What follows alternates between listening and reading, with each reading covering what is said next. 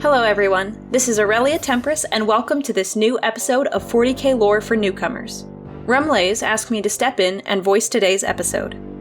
Today's topic was nominated on Patreon by that guy, where we will be taking a brief look at the Imperial Palace. This video will be a brief overview for certain events that may be explored in greater depth within additional videos in the near future. So without further ado, let's begin. Let the strength of your will match the stone of your walls.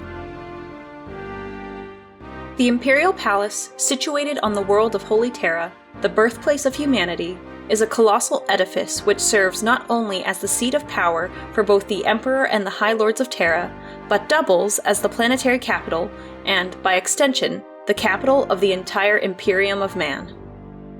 Despite its name, the Imperial Palace is itself not a singular structure, but one comprised of countless habitation blocks, offices, barracks, generators, dungeons, galleries, and even spaceports that cover hundreds of square miles.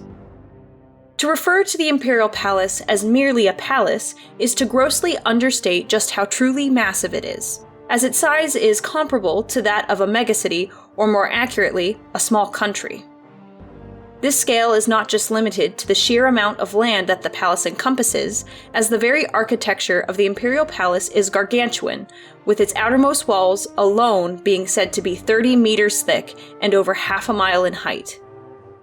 Because of how large it is, the palace is split into two major sections, the Inner Palace and the Outer Palace. The Outer Palace is the most densely populated segment of the palace, housing billions of menial officiants and adepts. It is here within the grounds of the Outer Palace where the central offices for the Administratum, Adeptus Astra Telepathica, and Departamento Munitorum are located, as well as the Lion's Gate and Eternity Wall spaceports, which are so tall that they are said to reach into the very stratosphere of Terra. The Outer Palace also contains at least one fortress precinct of the Adeptus Arbites, the enforcers of Imperial law, who are tasked with putting down any and all potentially seditious threats.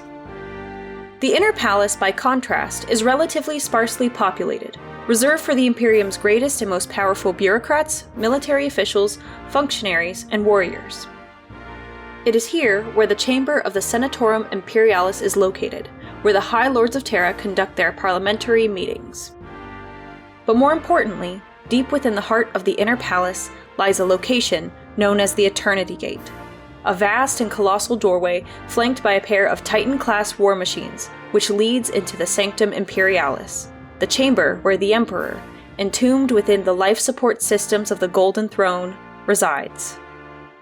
As well as this, the bowels of the Inner Palace also house a series of dungeons known as the Dark Cells, which contain within them countless artifacts and entities whose very existence could pose existential threats to the Imperium should they ever escape. Such is the danger posed within the Dark Cells that an entire shield host of the Adeptus Custodes, known as the Shadow Keepers, was created just to watch over them. While the superhuman warriors are tasked primarily with overseeing the defense of the Inner Palace, the Imperial Palace also retains several regiments of elite and highly trained warriors of the Astra Militarum, such as the Lucifer Blacks and Palatine Sentinels. As the life wards of the Emperor himself, the Adeptus Custodes regularly hold training exercises, known as the Blood Games, where a number of their warriors are tasked with attempting to circumnavigate the defenses of the palace in order to assassinate the Emperor.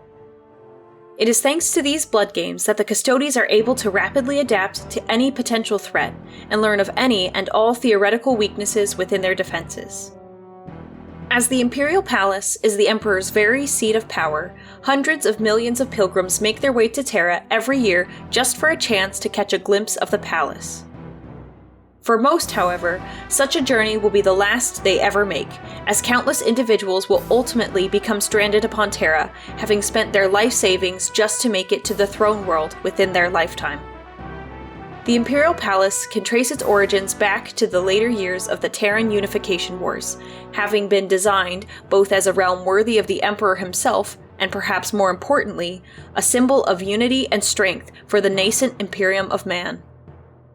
The tallest peaks of the ancient Himalayan mountains were leveled over the course of the palace's construction to provide it with both a foundation and copious amounts of raw material with which to build it.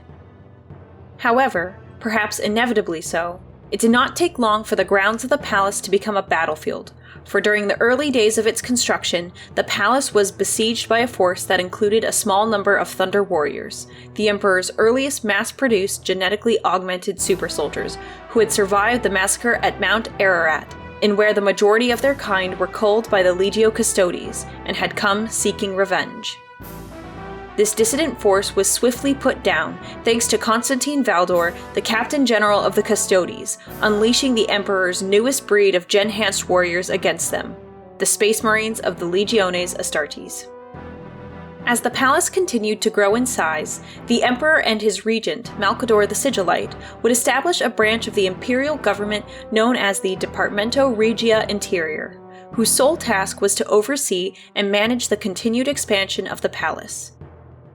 Within just a few short years, the palace had grown to become one of the largest and spectacular feats of architectural engineering upon not just Terra, but possibly throughout the entire Imperium. Following the onset of the civil war known as the Horus Heresy, Rogel Dorn, the Primarch of the Imperial Fists, would be tasked with reinforcing Terra's defenses, in preparation for the inevitable assault from the traitor legions.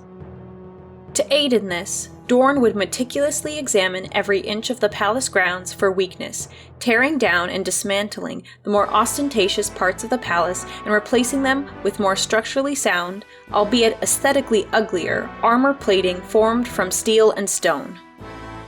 In addition, the palace's own inbuilt defensive systems would be upgraded and enhanced, almost to the point of overkill, adding countless weapon batteries and an array of powerful void shield generators known as the Aegis that would repel all but the most determined or suicidal aggressors. Despite the Primarch's best efforts, much of the Imperial Palace, particularly that of the Outer Palace, was destroyed during the Siege of Terra, though much of it would be successfully reconstructed following the culmination of the war.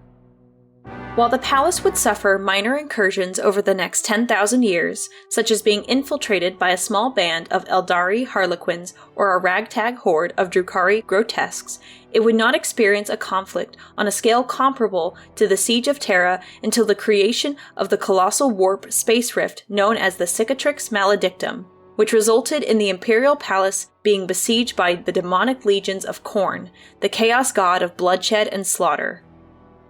Thankfully, however, this invasion would be repelled by the timely arrival of forces of the Terran Crusade led by Rabute Guilliman, the Primarch of the Ultramarines. And that concludes this edition of 40k Lore for Newcomers.